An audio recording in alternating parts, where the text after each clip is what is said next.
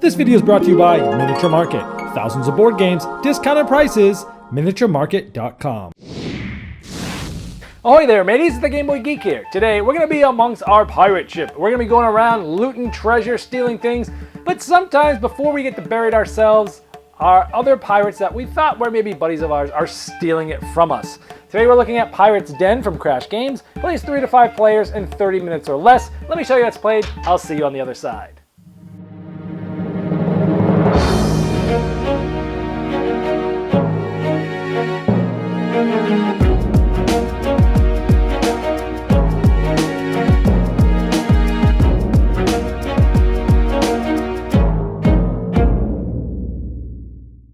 In Pirate Den, everybody gets to pick a color/character and takes the player board of that character. They'll also have a deck of cards, which other than the color and the character on there is identical between players.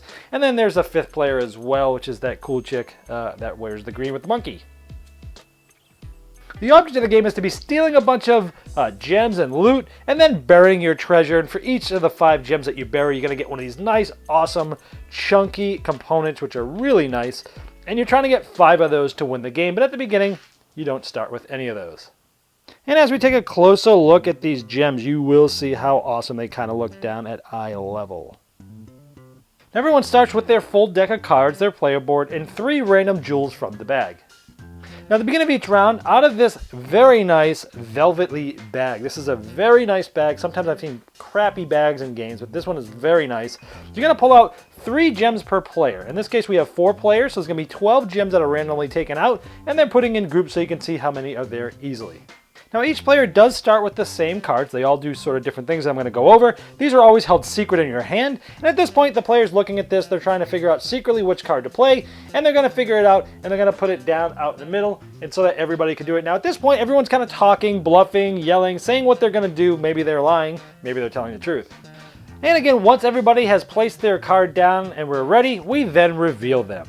How this works is we go from initiative order smallest to highest, and here the smallest number out here is 1. And this player, who is me, the purple guy, we played the 1. And what this means is that I'm going to take all of the red gems from the middle and put them in front of myself. So I'm going to take all these and I'll put them right in front of myself, assuming that there's some red ones in there. Now if somebody else had played a red one, we would essentially split them, leaving any remainders in the middle, because you split it evenly. Then we go to number 2. If there's a 2 card played, this one can take all the yellow and all the red ones from the middle. Well, the red ones were already looted by me, so this player gets to take the yellow ones, and this was the green player.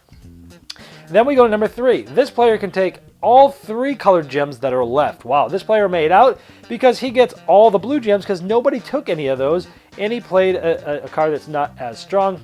And then we have the 4 player here, this guy here, this lady with the gun.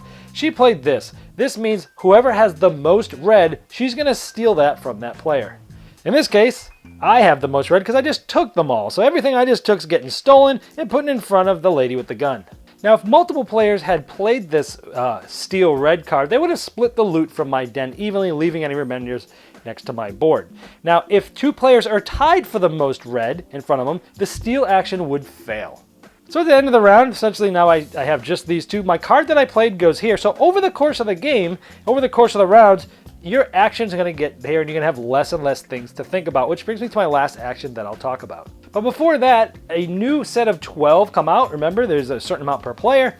And keep in mind that not every round will all these gems get taken. There might be a round where, all the orange ones were just left there because no one took them. Those stay there and you always put out the same amount. So sometimes there can be a lot more gems there than what you see. Now let's say we fast forward a few rounds here, and I've got 1, 2, 3, 4, 5, I've got 6 yellows, I got 5 blue and 2 reds. Now let's say the card that I played, we all play them simultaneously, we flip them up. I played the 0, which will go first. I get to bury all my treasure. Anytime I have more than 5 of a certain color, I can bury them. So I'll have 1, 2, 3, 4, 5. I'm going to bury those, and I'm going to bury those. It doesn't matter how many, but as long as you have sets of 5, you'll be burying those. And for each of those, they'll go back into the draw bag, and for each of those sets, you'll get a buried treasure. These can never be stolen from you. And again, that's how you get the buried treasure. Also, in addition to that, you take all the cards that you have already played, and you shuffle them back in, so you're getting all of your cards back as well. And that's how you get the buried treasure. Now, that's pretty much the whole game, and then, of course, it just ends when the first player gets their 5th one. You finish out the round, and then you add everything up. Each of these is worth 5, and then each of these is worth 1 because the player that ended it might not be the one who actually won, depending on how much unburied treasure they have. And after that, 5 points for these, 1 for every leftover. Whoever has the most at the end is the winner.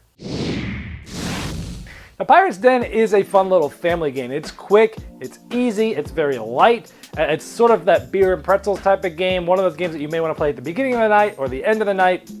If you have children or families that aren't huge into gaming, this is a light one that will be easy enough for them to get into. I mean, the choices aren't like hugely brain-boggling. I mean, you see what cards you have, you see what's out there, you're trying to guess what the other people might be doing, and then you're trying to outthink them, outwit them, maybe tell them you're going somewhere else and bluffing, do something else, and there's a lot of laughter involved in this. Now, overall, I like the game. I think it's fun, it's quick and easy. The artwork is excellent. The components are awesome. The boards are good. The velvet bag was really nice, and those big chunky buried treasures are super nice. I mean, they were heavy. They were nice looking things.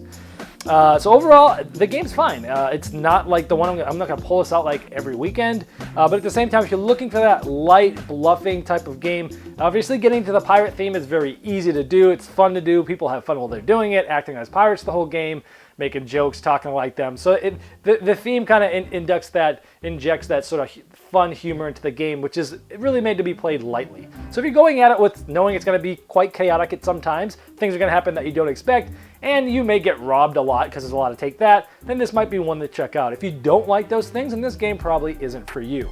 A couple suggestions I would have liked to have seen in the game is some type of advanced variant. I know they're searching for sort of that easy, light, quick filler game type of thing, but I would have liked to have seen the pirates maybe flip the board over and they have an advanced pirate that has a special ability. Or maybe some hidden gold cards that you can get. So you might be doing something different than what they think you would normally do because you have some sort of hidden agenda or you have a special ability that allows you to do something else. I would have liked to have seen that as an advanced variant to make this game even better, because then you get the replayability be better with the hardcore gamers and such. But other than that, it was still a fun game. One I can recommend if you're looking for that light, chaotic, fun type of thing, and you want to talk like pirates. That is Pirate's Den. This video was sponsored by Miniature Market's Review Corner. The Review Corner features podcasts, video, and written game reviews by gamers for gamers. Miniature Market, the online gaming superstore. Thousands of board games, discounted prices. Check them out at miniaturemarket.com.